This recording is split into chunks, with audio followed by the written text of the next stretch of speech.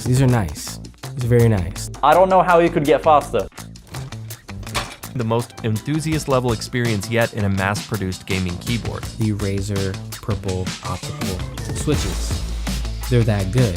So they have laser beams inside of them. These optical switches are the best gaming-centric switches on any keyboard right now. I love the new switches. And this new upgrade just makes them even better. I was completely surprised at how fantastic they felt. When you're gaming, oh my god, that is gonna make a big difference. Overall, in my opinion, the Huntsman Mini is the best Razer keyboard that they've produced yet. They've really listened to community feedback over the years. Razer is really the only company who are reaching out to reviewers and media and community. Razer has really put forth a real contender for your money for a 60% keyboard. The Razer Huntsman Mini is a solid recommendation.